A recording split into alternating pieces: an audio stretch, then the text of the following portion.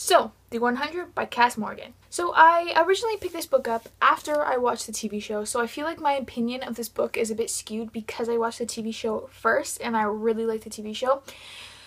But I'm going to give my review of it anyways, so here we go. I am going to start off with this review as a non-spoiler review of the book, and then I will continue into maybe a little bit of a spoiler review of the book versus the TV show, but I will let you know when that's happening, and I'll mention like a disclaimer or something before I get into any big spoilers.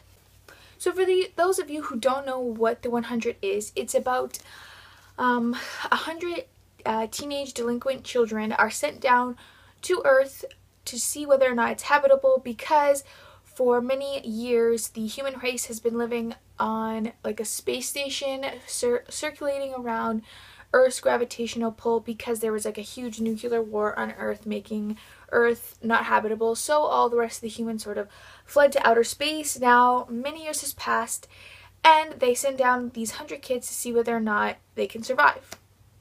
This book is told from 4 distinct point of views. You have Clark, Bellamy, Glass, and Wells. And each of these characters are intertwined in some way, which you figure out as the story progresses. What I really liked about this story was its uniqueness. I've never heard of a story where they send down 100 teenagers to see whether or not Earth is habitable, and I mean, that does sound a little ridiculous because I guess teenagers aren't the best choice to send down to see on their own to see whether or not something is working or habitable, etc., because we all know how impulsive teenagers can be and their planning isn't always the best. So that's what I found most interesting about it. Is this is obviously written for teens, so including teens is obviously the smart thing to do, but it also gives a whole new perspective to this idea, and it's a perspective that the reader can obviously immediately attach to. And that's what I did. I immediately attached to these characters. Now, in the book, 3 of the perspectives go down to Earth and 1 of them stays up. And I'm not going to go into anything regarding those decisions, etc., because it's kind of a spoiler.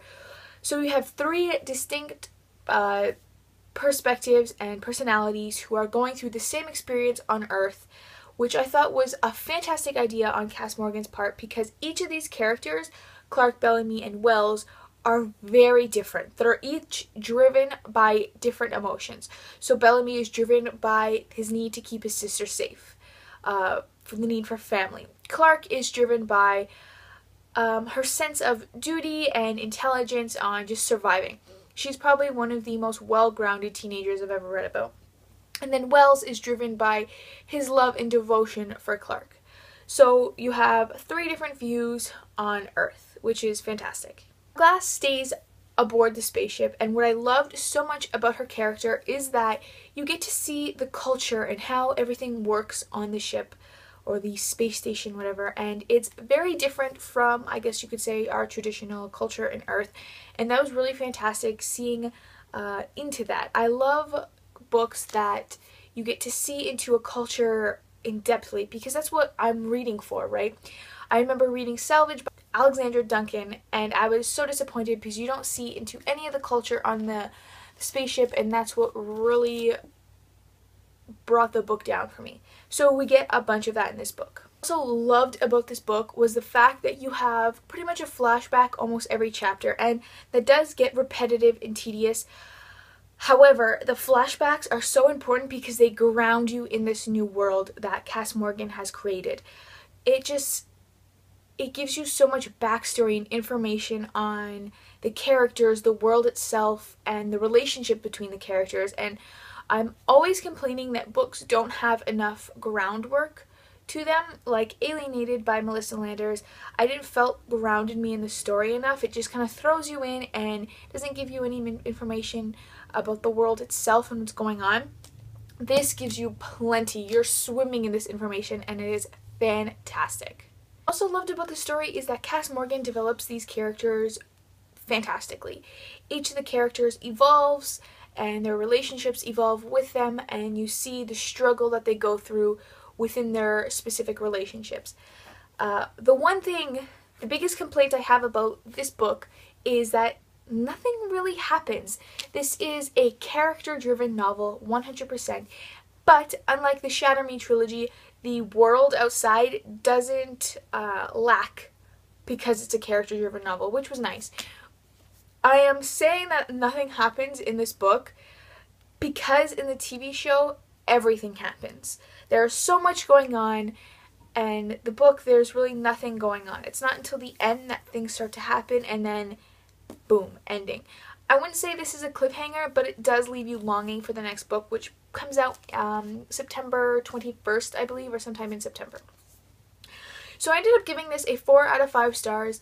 I wrestled between giving it a 3 and a 4, simply because nothing really happens, and compared to the TV show, which I couldn't stop doing, and it really bugged me, but nothing happens. But I ended up giving it a 4 simply because the plot was so interesting to me and so unique, and the characters and relationship and the groundwork for the actual story was so intricate that it deserved a 4-star.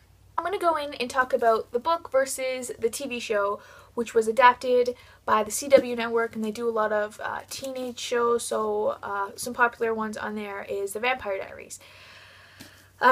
Which, if you've read the Vampire Diary books and followed the TV show, you know how vastly different they are. And the 100 and the 100 TV show is not any different.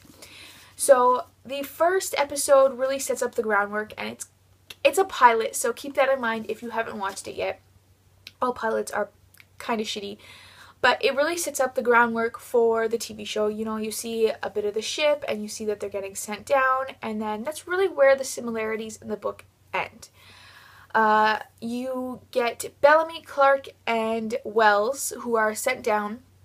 Glass is completely cut from the TV show. However, you have a different look at the space station through the, I guess you could say, the people who run the ship. There's like a little, it's almost like a dictatorship where there's a group of people who kind of dictate everything, which would have to happen on a ship like that because there isn't room to move. There are limited resources. Everything needs to be planned carefully.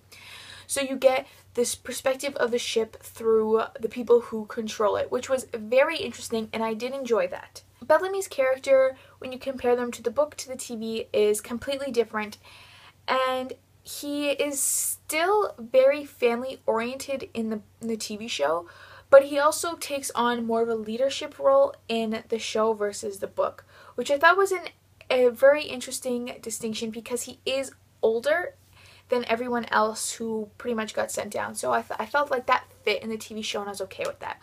Wells is pretty much the same. He's still kind of like pining after Clark in the TV show, although his character arc and story plotline are completely different. And Clark is pretty much the same. Her personality-wise and her drive is still pretty much the same, although her character arc, plot, etc. is vastly different. I feel like the TV show did a better job of emulating and recreating what teenagers would do if they were sent down to Earth and they have no rules, no parents to govern what they do. In the TV show, it's sort of, it's all sort of like a crazy jumbled mess where teenagers just kind of doing what they want, you know, having sex, lounging around, not really caring and thinking about the future. And whereas in the book, you don't really get a sense of that because you're more focused on the 4 core characters, as opposed to the TV show has a broader look at everything that's going on while still centering on our 3 core characters. Clear that nothing happens in the book compared to the TV show. If you read the book first, then watch the TV show, which I strongly recommend doing because I think I would have liked the book a lot better if I watched the TV show after I read the book. But essentially, so much is going on in the TV show. They come into problem after problem, which they should be because they've never been on Earth and they've never had to deal with that kind of environment. But there are other outside forces that force problems onto them, etc.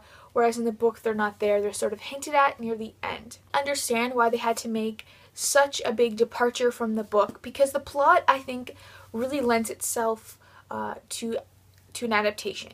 However, the fact that nothing really happens, and it is a kind of a slow-paced book because it's more focused on the relationships between the characters, that they had to add something in. But I think that the developers and the screenwriters did a great job of keeping the essence of the characters in the book while adding a lot of new stuff. I definitely love the show. It got renewed for a second season, thank God, because the first season leaves on a cliffhanger. Oh, and that really bugged me because I just want more. So I am super excited for the second season. I would recommend reading the book first, then watching the TV show, because I think despite the book's flaws, it's still a fantastic book and I really enjoyed it. I love books with this kind of intrigue and it kind of leaves you guessing. I would definitely recommend this to anyone looking for like a sci-fi, different kind of book. They're looking for something more character driven. I would point them in this direction as well. So if you've read the book or watched the TV show down below, or both, let me know what you thought of it. Bye!